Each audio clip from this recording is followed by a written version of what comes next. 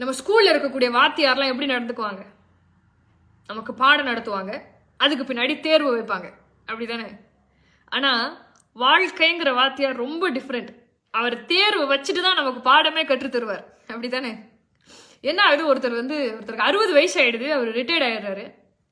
என்ன பொறுப்புல இருந்து ரிட்டையர்ட் ஆக்குறாருன்னா, பேங்க்ல ஒரு சேர்மேன் அப்படின்னு ஒரு போஸ்டிங் இருக்கு, நல்ல பெரிய போஸ்ட், அதுல இருந்து ரிட்டையர்ட் ஆயிடுறாரு. இந்தியா முழுக்க சுத்திக்கிட்டு இருந்தவர் வயசாயிடுச்சு, ரிட்டையர்ட் கொடுத்துட்டாங்க. ரிட்டையர்ட் ஆனதுக்கு பின்னாடி பொதுவாகவே எல்லாரும் அப்படிதானே, ரிட்டையர்மெண்ட்டுக்கு பின்னாடி சொந்த ஊருக்கு வந்துருவாங்க.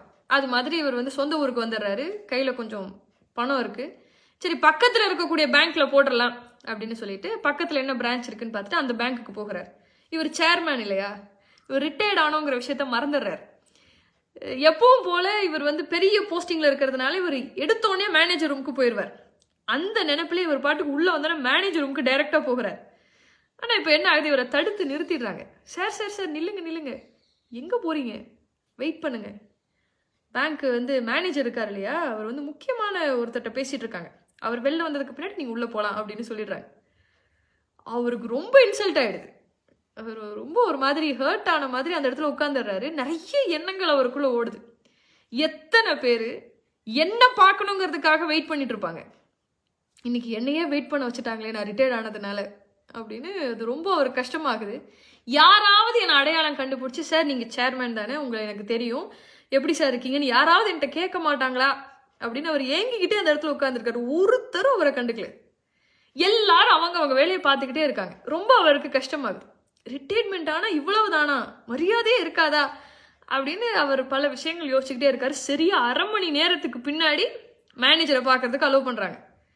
உள்ள போய் எல்லா விஷயத்தையும் சொல்றாரு. இந்த மாதிரி நான் பணம் இதுல போட போறேன், நீங்க எல்லாம் பாத்துக்கங்க அப்படின்ற அந்த ஜென்ரலான விஷயங்கள்லாம் இருக்கு இல்லையா, அதெல்லாம் பேசிடுறாரு. எழுந்து போகும்போது ஒரு விஷயத்த சொல்றாரு, நான் வேற யாரும் கிடையாது, நான் முன்னாள் சேர்மேன், நான் ரிட்டையர்ட் ஆயிட்டேன் அப்படின்னு சொன்னதுக்கு பின்னாடி மேனேஜர் நல்லா பேசுறாரு.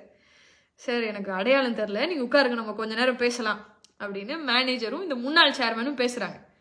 பேசிக்கிட்டே இருக்கும்போது பேங்க் மேனேஜர் இந்த முன்னாள் சேர்மேன் கிட்ட இப்படி கேட்கிறாரு, அப்புறம் சார் ரிட்டையர்மெண்ட்டுக்கு பின்னாடி வாழ்க்கை எப்படி இருக்கு அப்படின்னு கேட்குறாரு.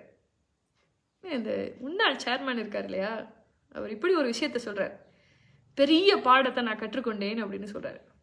அது எப்படி சொல்றாருன்னா, செஸ் விளையாண்டதுக்கு பின்னாடி, சதுரங்கம் இருக்கு இல்லையா, செஸ், அந்த செஸ் விளையாண்டதுக்கு பின்னாடி ராஜாவையும் சிப்பாயையும் ஒரே பெட்டிக்குள்ள தான் போடுவாங்க அப்படிங்கிறத நான் தெரிஞ்சுக்கிட்டேன் சார் அப்படின்னு சொல்றாரு. எவ்வளவு பெரிய விஷயம் இல்லை இது? என்னன்னா, நம்ம எல்லாருமே அந்த லைன்ல தான் நின்றுட்டு இருக்கோம். ஆனா நம்மள நிறைய பேர் அதை நிறைய நேரங்கள்ல மறந்து போயிடும் இல்லையா.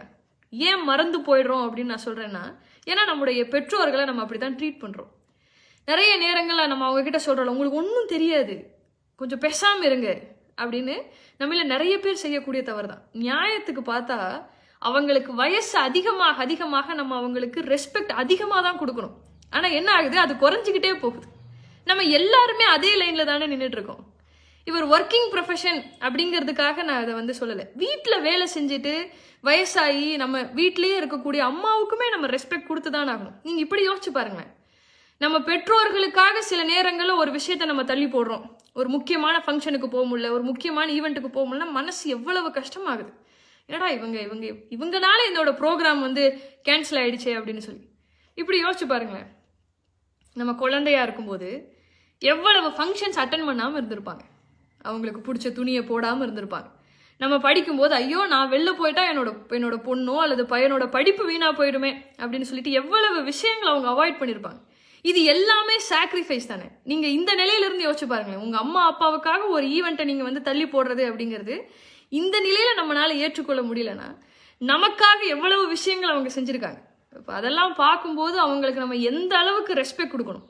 இன்னும் சில பேர்லாம் இப்படி யோசிப்பாங்க, எதுக்காக அவங்க இவ்வளவு நாள் உயிரோட இருக்கணும், நம்ம உயிரை வாங்குறாங்களே அப்படின்னு சொல்லி.